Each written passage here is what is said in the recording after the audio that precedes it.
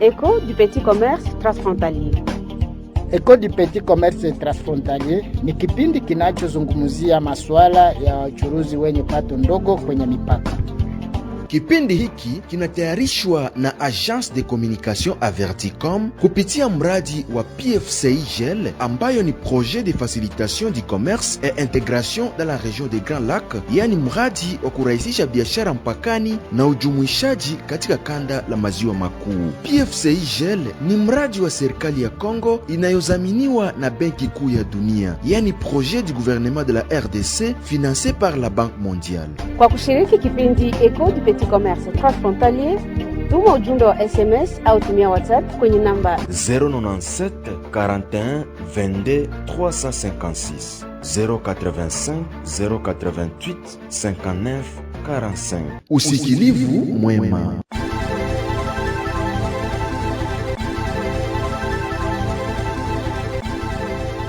Ujambo mpenzi msikilizaji, na karibu kusikiliza kipindi kazi za mradi wa PFCIGL. Kipindi hiki kinapita kwenye maredio tofauti na kuleta kwenu na mradi wa PFCIGL.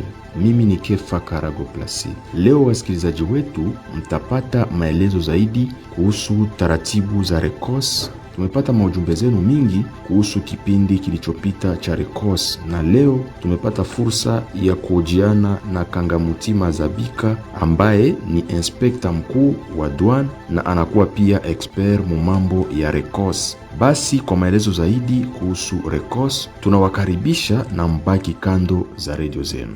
Bila kukawia, Bwana Kangamutima, wasikilizaji wetu wanataka kufahamu ide na concept ya RECOS ilianza aye, ama RECOS njo nini? Ide ya RECOS na concept ya bile vyote bilitoka kwanza mbalimbali mu accord bilateral enye RDC ilisigné principalement na Burundi, même si RDC ilisha signé aussi je crois pour ma liste commune yenye tusha signé na Uganda na Rwanda, mais pour le moment mu contexte yenye tuko amo ni mu contexte ya accord commercial yenye inaunganisha RDC na Burundi. Nyuma ya ile accord, ministre wetu wa commerce extérieur na wa finance baka signé arrêté interministériel yenye inapana sasa ma modalité d'application ya RECOS mu Congo. Na niliona tena mu internet kuko ministre wa commerce naye wa Burundi naye alifanya vile alisigné arrêté yenye inapana ma modalité d'application ya RECOS mu Burundi. Alors, concernant définition, nous pouvons juste dire que RECOS c'est une procédure simplifiée de dédouanement réservée aux petits commerçants transfrontaliers. Donc, c'est une procédure simplifiée de dédouanement réservée aux commerçants transfrontaliers. Cette procédure est instituée aux frontières entre la RDC et les pays voisins membres du COMESA. Tous les pays voisins membres du COMESA ont signé un accord na RDC. C'est d'abord une procédure simplifiée de dédouanement réservé aux petits commerçants transfrontaliers. Aiko RDC ndio li créer RECOS. COMESA ile kikundi ya 21 pays ndio wenyewe wali créer RECOS. Sasa si RDC na sisi tukaikamata na Burundi tukasinya accord tukasema RECOS yetu itakuwa hivi. Tuliona kama kunivua COMESA par exemple jour bénéficier na RECOS unaweza kuwa na mizigo yenyewe inaenda mpaka ku $2000. Mais mu niveau RDC tulisigné RDC Burundi ya kusema siye tutaishia ku $500. Donc tunaweza signé leo na Uganda accord nyingine tunasema RECOS yetu entre Uganda sei yetu itakuwa autant. Ni ile kutafuta facilitation des échanges entre mainchi, entre ba commerçants inchi fulani. Jo définition ya RECOS d'une manière simplifiée tusiende mbali. Kuhusu condition ya kufaidika RECOS, unaweza ukaambia watu nini? Na pia ni nani njo anaweza bénéficier yo RECOS? Pour les conditions, kuko 3 catégories de conditions. Pas 3 conditions, je dis bien 3 catégories. Kuko enye ko lié ku bénéficiaire ye peke. Donc mwenye mizigo. Kuko enye iko lié kumizigo hayo peke, les marchandises ou les produits comme on les appelle dans l'arrêté, et puis kuko déclaration kwenye ima information yote itapatikana. Concernant d'abord les bénéficiaires, nani njo anaweza bénéficier na RECOS. Arrêté na sema kama pour d'abord les nationaux, donc les Congolais, c'est toute personne physique affiliée à une association de commerçants transfrontaliers reconnue par le ministère du Commerce extérieur. Pour les nationaux, c'est d'abord toute personne mwenye iko régulièrement affiliée à une association iko reconnue ou enregistrée au ministère du Commerce extérieur. Mais attention, l'arrêté précise aussi que cette personne doit être résidente dans un pays membre du COMESA dans les zones frontalières. C'est-à-dire quoi? Niko membre d'une association commerçant transfrontalier, minatumikaka, mais il s'agit qu'il y a une période où niko naishi Tanzanie par exemple. Vous êtes membre mais vous n'êtes plus bénéficiaire. Vous devez résider dans les pays membres ya COMESA yenye signé accord na RDC. Pour le wakati yenye qu'on a fait les transactions, on a bénéficié na RECOS. Étant donné que tout les signé accord na Burundi, si nos commerçants peuvent aller au Burundi pour bénéficier de la RECOS, c'est-à-dire que les Burundais aussi peuvent venir chez nous bénéficier de la RECOS. Mais à quelles conditions? L'arrêté dit toute personne affiliée à une association de commerçants transfrontaliers reconnue par les autorités compétentes d'un des pays ayant signé des accords de commerce transfrontalier. C'est-à-dire que où les Burundais moyen na kuya hapa naye anapasha justifier que iko commerçant transfrontalier reconnu Burundi si il est commerçant transfrontalier de l'un des deux pays, Congo ou bien Burundi, ou les iko bénéficiaires ya RECOS. Donc au centre ni kuya kwanza kila mtu mwenye anataka lomba bénéfice ya RECOS anapasha justifier que iko commerçant transfrontalier reconnu par nchi yake, na ile nchi yake inapasha kwa soit RDC soit nchi yenye lisigné accord na RDC mwile matière ya commerce transfrontalier. Watu wanakuwa na biashara mingi wakati wanavuka ku frontiere. Unaweza kuwaambia sasa mizigo gani, yani ya haina gani inaweza faidika hiyo RECOS? L'arrêté nasema d'abord les marchandises produites ou fabriquées dans l'un des pays voisins ayant signé un accord bilatéral sur le commerce transfrontalier avec la RDC. C'est-à-dire musique wenye taleta ikuwe musique wenye iko produite ou fabriquée dans l'un des pays frontaliers enye RDC il signé nayo accord. Étant donné que ma marchandise ziko za mingi, les deux pays ils signé liste commune. Il y a musique les plus échangées. Donc cette marchandise doit figurer sur la liste des marchandises communes. On a fait des petits exemples ici, des exercices où il faut voir dans la liste, il y a là où on parle d'un produit et de là on parle des catégories à ma produit. Parce que si on dit seulement légumes, ni catégorie à ma produit. Si on dit maïs en grain, ni produit foulane. On a vu que si on disait maïs en grain, ça ne veut pas dire farine de maïs. Si on dit maïs en grain, ça ne veut pas dire déchets de maïs, par exemple. La liste, on a vu longuement. Dernière condition pour les marchandises, c'était le seuil. Nous avons dit que la valeur, il y a l'eau, et les commerçants en l'État par jour, il coûte entre 0 et $500. Seuil, il y a valeur, il y a misigo, mon l'État jour, il bénéficie de la RECOS.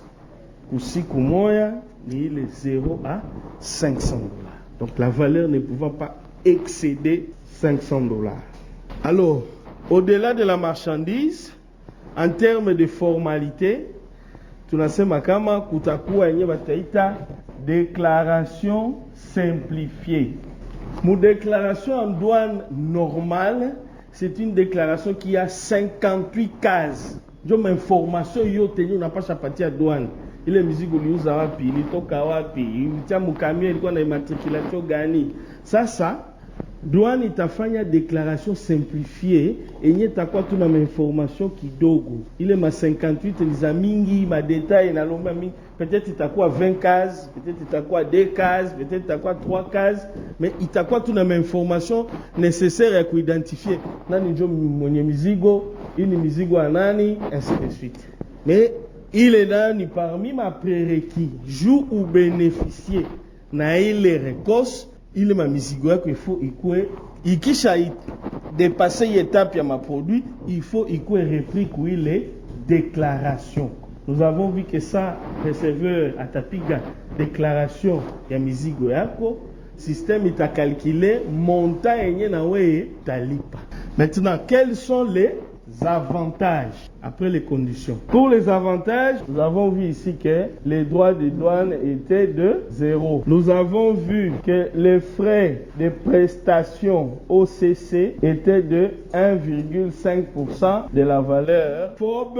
Si on avait parlé de ça, c'est lorsqu'on a kamata valeur enyo liuzia marchandise yako na transport ya kwanza enyo lipia ile mizigo. Donc jo 1,5% ya FOB. Jo banaitaka FOB. Kuko frais de prestation SCAV. SCAV, c'est pour les produits d'origine végétale. Donc par exemple ma légume, ma fruit, SCAV jo là aussi ni 1,5%, la même chose. Kuko SCA. SCA, ce sont les produits d'origine animale, manyama. Ile nayo kama kuko ma prestation zabu za kulipa, italipia ile 1,5%. Tuliona kama pena chef na itakuwa 0%. Kama kuko frais désinfection, désinsectisation, fumigation, tout ça, hapa itakuwa 0%. Voilà ma avantage en termes fiscaux, donc ma exonération partielle na totale enye bénéficiaire ya rekose atakuwa nayo. Tulisema madroits et taxes zote zingine zenye zineza frappe ile mizigo zenye uleta ungali tazilipa en dehors ya i droit de douane, il m'a fait des prestations TVA, droit d'accise, etc., etc. Je veux aussi dire ceci, même si la marchandise remplit les conditions d'éligibilité au RECOS, vous devez savoir qu'il y a aussi des conditions d'éligibilité, il y a entrée à marchandise moukongo, n'est-ce pas? Kuko peut-être marchandise ingine on à l'État, on a parlé ici je crois des champignons, ziko réglementé, il faut qu'on ait ma autorisation et un ministère fulani. Ça n'a rien à voir avec Biakulipa. Kama ula ile autorisation, banaweza kukatalia mizigo kuingia. Ça n'a rien à voir avec ima avantage. Na pia bwana Kangamtima, watu wanakuwa na mizigo mingi ku frontiere. Labda unaweza waambia dokima gani mfanyabiashara mdogo mpakani anaweza akatafuta ili biashara yake ipite bila hata kusumbuliwa kwenye mpaka? Pour les documents requis, tulisema yepeke requérant donc bénéficiaire, des petits commerçants, anapasha kuwa na pièce d'identité yake. Le cas échéant, peut-être atakuwa na pièce ingine na prouver kiko petit commerçant, c'est aussi possible. Mais lui-même doit se munir de documents et n'y na prouver les qualités ya bénéficiaire ya RECOS. Concernant mizigo, nous avons dit qu'il faut d'abord la facture commerciale. J'ai dit l'autre fois qu'une facture commerciale, pour que cette facture soit acceptée par la douane, il y a un minimum d'informations qui doivent être requises sur cette facture. Il faut une en-tête, il faut une date, il faut une signature, un cachet pour que la douane accepte quand même un document qui fait foi. Ne venez pas avec kitu mwenye haina jina haina nini, banandika tu 15 lots de haricots. Non. Donc il faut une facture commerciale. Nous avons dit que pour les produits du cru, donc les produits non transformés d'origine animale ou végétale, il faut avoir les certificats phytosanitaires. Alors, j'ai vérifié pour les certificats que dans les procédures du SCAV et du SCA, ils doivent aussi valider. Kama on a na mizigo nye inatoka Burundi, donc supposons on a na mangombe yako inatoka Burundi, ou qu'on a les certificats délivrés de l'autre côté. Normalement, le SCA cas doit aussi le valider parce que ils vont d'abord examiner est-ce que benye biko ku document il correspondre na mangombe nyo lileta par exemple, est-ce que l'île espèce et tout ça. Parce qu'ils peuvent même refouler les pets avant de commencer les dédouanements. Alors, pour les marchandises fabriquées, transformées, il y a une usine, il y a une machine, il y a un moulin, il y a une boulangerie par exemple, tous ces produits-là, il faut avoir un certificat d'origine simplifié. J'ai cité ici, parmi les produits manufacturés ou transformés que j'ai trouvés dans la liste, il y avait les semoules, il y avait la farine de manioc, il y avait l'huile d'arachide, l'huile de palme, l'huile de tournesol, la margarine par exemple et d'autres produits. Je n'ai pas tout répertorié, mais ce n'était qu'un échantillon. Vous devez savoir que tous ces documents requis étant des conditions aussi pour bénéficier de l'avantage, ces documents doivent être authentiques. Et à quoi? Ou quelqu'un a un certificat, il y a qu'à frapper, quelqu'un a une facture, il y a qu'à kweli, document d'identité, il y a qu'à kweli, on les a perdre les avantages. Et même qu'on les a quoi poursuivre parce que ni usage de faux. Il faut que l'État ma documents zico originaux. Je pense qu'avec les 4, la définition, on en a parlé, les conditions d'éligibilité, les avantages et les documents requis, vous avez déjà vu d'ensemble. Nous avons dit que il y a des éléments figés, c'est la liste. C'est-à-dire que chaque 6 mois, Congo, na ile nchi yenye balisigné, banaza ikala tena fasi moya, baangalie kama tuongeze kitu ingine à la demande par exemple des petits commerçants. Au niveau du bureau d'information commerciale, batakuwa na affiché liste yenye ko mise à jour, yenye ko valable ile siku yenye ulifika ku frontière. La même chose aussi pour les tarifs. Ima avantage, il se pourrait aussi que siku ingine ministre a signé peut-être arrêté ingine aongeze avantage ingine fulani au ba changer to bile vyote bitakuwa affiché ku bureau d'information commerciale. Tulisema pas bien tarif, je crois que ni projetaka ça tukwa nasema bien TVA, même le taux de la TVA peut changer. Ça peut arriver que le taux de la TVA est changé, il y a droit d'accise est changé, mais il faut qu'il y ait que mutakuwa na ile taux enye iko mise à jour, ça on afika pale ku bureau d'information. Et c'est pourquoi même on a dit aussi que les bénéficiaires en Afrique ku étape ya ku dédouaner kufika devant agent douane, l'agent atapiga désignation ya kila muzigo ataipiga mu système iko na taux enye iko à jour enyeko ya ile siku parce que mukafika ma bureau de douane mutakuta ki document wanaitaka tarif inaweza kuwa ilitoka mu janvier mais wao lifika mu septembre mu bureau to ça zingine lisha changer ministre lisha tosha arrêté ingine enye li changer mais moule mu système banafaka toujours mise à jour chaque fois que le document inashuka ile siku banapashwa modifier. Et je pense que le bureau d'information aussi pourra chaque fois suivre pour que ça ou chaque fois ma calcule ya kunaga bon ni kona kuya TVA ta quoi 16 kumbe lisha quoi 18. Il faut qu'on aille à question on afika pale balisha andika TVA lisha quoi autant ou bien TVA est tel produit balisha itosha parce qu'il arrive aussi qu'il y a des exonérations de la TVA pour certains produits. On a parlé des cas des intrants agricoles, les tracteurs, les houes, tout ça, les semences, les engrais, les filets de pêche et tout ça, il est arrivé qu'on a exonéré la TVA. Et par exemple, les produits de première nécessité, comme le riz, le sucre, la farine, etc., par les atoches à TVA, au kupunguza droit de douane. Donc bile biote ni ba information yenye tunaweza pata nayo soit ku bureau de douane ou surtout ku bureau d'information commerciale. Mais dans le cadre du récolte, ce sont ces 4 points principaux. Surtout savoir comment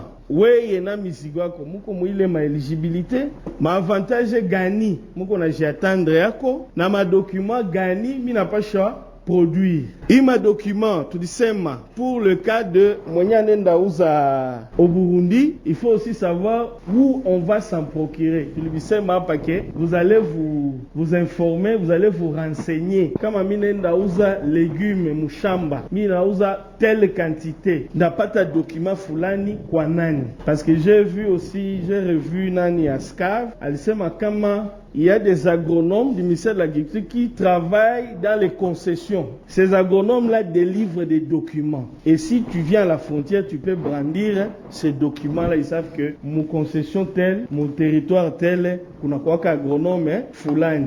Donc, à l'abattoir, les fermes, Hailombe tu aseme il faut que tafuta ska va Uvira tout ça. Le même ma boucherie banakuwa na ba agent benye bako qualifié benye kama unauzisha manani yako banaweza fanya document. Bon, Burundi, il faut maintenant se renseigner sur comment il est l'organisation, mais je pense que souvent c'est la même chose. Voilà. Pour les factures, on vous a dit de faire attention à la TVA. Je viens de vérifier, c'est 18% la TVA au Burundi. C'est 18% pour les produits, les biens et services que vous achetez. Mais leur code dit qu'en cas d'exportation, cette TVA-là, elle est de 0%. Donc, si vous avez une marchandise et il n'y a pas de au Burundi, la TVA normalement est de 0%. Ça va pas chabarudishia ou bien moyen na kuzishia ana déduire il est TVA. Maintenant, il n'y a pas à justifier parce que ça Aubert est à moulipisha il est TVA. On n'a pas à prouver que il y a une exportation à tout qui consommer à pas Burundi. Sinon, ce serait une fraude TVA à Burundi. Bon, Ngamboet, on a dit que nous n'avons pas toutes les informations tout simplement parce que la TVA est gérée par la DGI. Donc, c'est eux qui peuvent nous préciser les mécanismes et remboursement. Pour Burundi, moyen na kia uza mizigo kwetu, enya natenda na ile marchandise Burundi, et qu'il faut soit déduire, soit rembourser la TVA avant les mizigo itoke. Mais le plus souvent, la TVA se rembourse toujours à la frontière. Parce que, mukase maseme batamu rembourser, kubiro pa Kavivira, ou ya pa Mulongwe. Qu'est-ce qui nous prouve que cette marchandise va vraiment sortir? Ça va poser problème. Le plus souvent, la TVA se rembourse à la sortie avant Mutatoke. Ou bien il est déduction et commerçant en fin. Alors pour les certificats d'origine, il sait Makama, les deux parties batasikilizana aussi sur le modèle, il y a document et itakuwa délivré.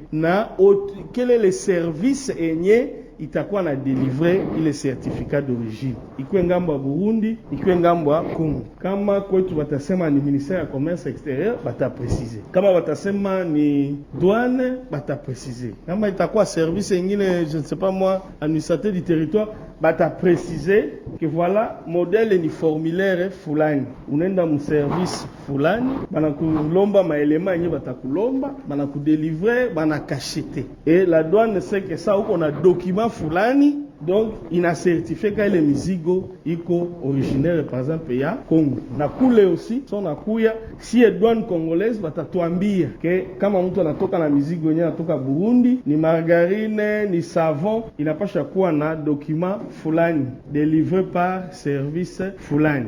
Donc je pense que là on a brossé les résumés ya Rekos. Asante sana wapenzi wasikilizaji wetu, na ni hapa ndipo tunaweka nukta kwa kipindi chetu cha leo, kipindi ambacho ulikuwa unakisikiliza maeneo mbalimbali, kipindi ambacho kinaletwa kwenu na PFCGL, projet de facilitation du commerce et intégration dans la région des Grands Lacs. Endelea kuwa nasi katika siku nyingine kwenye kipindi chingine. Écho du petit commerce transfrontalier.